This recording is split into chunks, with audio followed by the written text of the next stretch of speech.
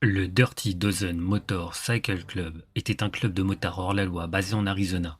Fondé en 1964, le Dirty Dozen est rapidement devenu le gang de motards dominant dans l'État avant de fusionner avec les Hells Angels en 1997. Le Dirty Dozen MC a été créé en 1964 par 12 membres fondateurs. Bien que certaines sources affirment à tort que les Dirty Dozen doivent son nom au film de 67 du même nom, le club a en réalité été fondé avant la sortie du film. L'insigne du club représentait une paire de dés affichant le chiffre 6 avec des étoiles d'araignée s'étendant sur les côtés. Le nombre de membres du Dirty Dozen atteint un pic de 120, répartis dans au moins 6 chapitres situés à Phoenix, Mesa, Tucson, Calf Creek et Flagstaff, ainsi qu'un chapitre pour les nomades. La direction du club comprenait un président de l'État assisté d'un vice-président. Parmi les traditions les plus marquantes du Dirty Dozen figurait le Florence Prison Run, un événement annuel lancé au début des années 70. Organisé chaque mois de février, ce rassemblement attirait des milliers de passionnés de moto pour un salut en passage devant la prison d'État de Florence, en hommage aux détenus.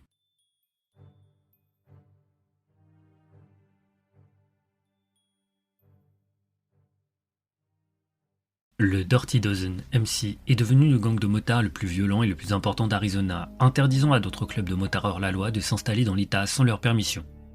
Avec l'augmentation du nombre de membres, une vague d'attaques violentes contre les forces de l'ordre, des membres de gangs rivaux et des citoyens locaux a éclaté.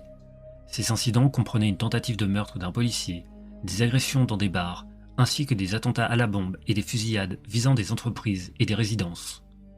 Des membres du club ont également été trouvés en possession d'armes en grande quantité. Le Dirty a également été associé à des figures de la mafia de Phoenix dans des affaires de salons de massage et d'extorsion. En 1976, des fusillades entre le Dirty Dozen et les Seekers MC ont éclaté après que 2 membres des Seekers ont été blessés par balle sur l'Interstate 10 près de Tucson.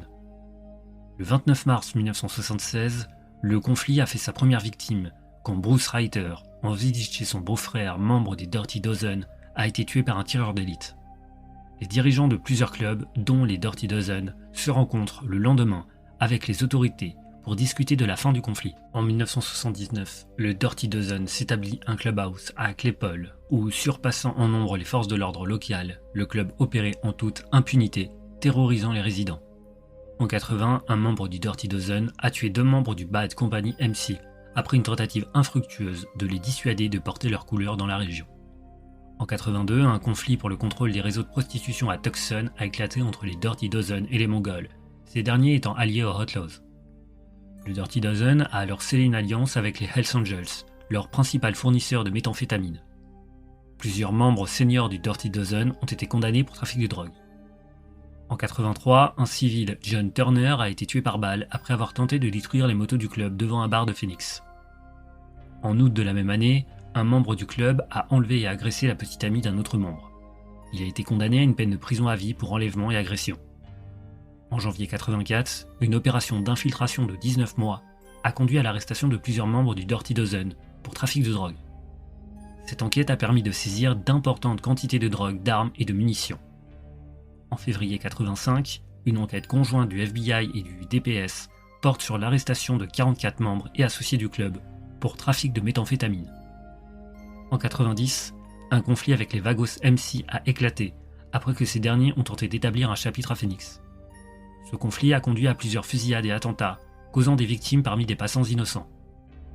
Le 23 septembre 1992, une enquête de 14 mois a débouché sur l'arrestation de plus de 40 membres du Dirty Dozen et de la saisie de drogue, de véhicules, d'armes et d'argent. Ces arrestations ont temporairement affaibli le club, mais n'ont pas entraîné sa dissolution. Le Dirty Dozen a attiré l'attention de Sonny Barger, chef national réputé des Hells Angels, alors qu'il purgeait une peine pour complot à la prison fédérale de Phoenix en Arizona entre 1989 et 1992.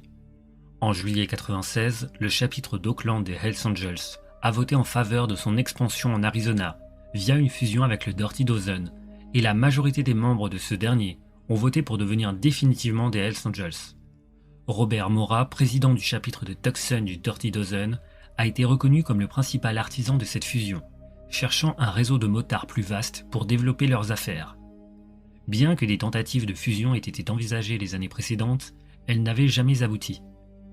La fusion était également bénéfique pour les Hells Angels, qui pouvaient ainsi s'étendre dans un État où les restrictions concernant le port du casque sont plus souples et où les conditions géographiques sont idéales pour la conduite de moto. En outre, la proximité de l'Arizona avec le Mexique aurait permis aux Hells Angels de faciliter le commerce d'armes et de méthamphétamine avec peu d'obstacles. Pendant la période probatoire de 14 mois du Dirty Dozen, plusieurs membres, dont au moins un ancien policier, ont été exclus, jugés indignes de devenir des Hells Angels. Ceux ayant voté contre la fusion ont été contraints de quitter le milieu des motards hors-la-loi et se sont vus interdire le port des couleurs du Dirty Dozen. La fusion a été officialisée lors d'une réunion entre les membres des deux clubs au Clubhouse du chapitre d'Oakland en octobre 1997.